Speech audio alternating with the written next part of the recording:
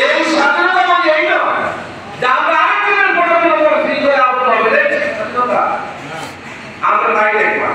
এজন্য বললাম যে পাকিস্তানের বিরুদ্ধে আমাদের অভিযোগ ছিল যে পাকিস্তানিরা আমাদেরকে উন্নত করে নাই, পাকিস্তানিরা আমাদেরকে শোষণ করেছে, পাকিস্তানিরা আমাদের অধিকার বঞ্চিত করেছে, পাকিস্তানিরা আমাদের মা বোনদের ইজ্জতহানি করেছে। তাদের কারণে যদি আমরা স্বাধীনতার ঘোষণা দিতে পারি, স্বাধীনতা যুদ্ধে যোগদান করে লক্ষ লক্ষ লোক আমরা নিহত হতে পারি, তাহলে যারা এই স্বাধীনতা উত্তরে এই দেশে মানুষদেরকে ভোটের অধিকার দেয় নাই, বাঁধের অধিকার দেয় নাই, পানির অধিকার দেয় নাই, বিদ্যুতের অধিকার দেয় নাই, গ্যাসের অধিকার দেয় নাই, কথা বলার অধিকার দেয় নাই, তাদের বিরুদ্ধে তো সঙ্গতই একটা যুদ্ধ হওয়ার দরকার ছিল।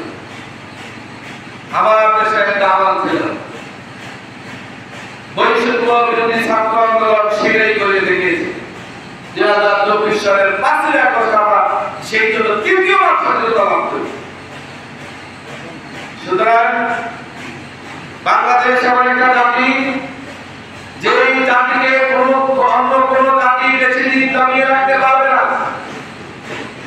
যে জাতির মধ্যে রয়েছে স্বাধীনতার স্পৃহা, যে জাতির রক্তের যন্ত্রণায় রয়েছে স্বাধীনতা, যে জাতি অন্যের গণতন্ত্র শৃঙ্খলে আবদ্ধ থাকতে চায় না, সেই জাতিকে কিংবা তাদেরকে ভাবনা করানো যাবে না। সুতরাং জামাত ইসলামীকে বলা হয় আমরা যদি স্বাধীনতার বিরোধিতা করেছি, এটা আমাদের প্রতি একটা ট্যাগ লাগানো হয়েছে। আমরা বলেছি ভারতকে প্রায়োরিটি দিয়ে কোনো স্বাধীনতা যুদ্ধ হবে না, কারণ আমরা তাহলে আবার ভারতের কাছে পরাজিত হব।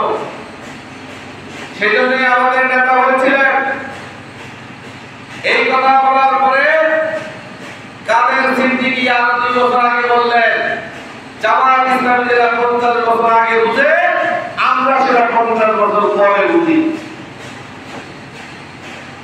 আমরা সেটা 50 বছর পরে বুঝি। আমরা স্বাধীনতা চাই, আমরা স্বাধীনতা অর্জন করতে ব্যস্ত, কিন্তু আমরা স্বাধীনতার সুফল অন্য কারো হাতে তুলে দিতে রাজি না। আজকে আমাদের দেশে এই কাগজ তৈরি হয় ইন্ডিয়ার থেকে, আমাদের দেশের বই ছাপে ইন্ডিয়ার থেকে। কেন? আমাদের দেশের লোকেরা কি অবলম্বন, তাদের এই পরিণতির কারণে, অন্য দেশকে অবলম্বন করার কারণে, মানুষকে দাবিয়ে রাখার চেতনার কারণে আজকে তারা বহির্বিশ্ব থেকে ছিটকে পড়েছে। এতদিন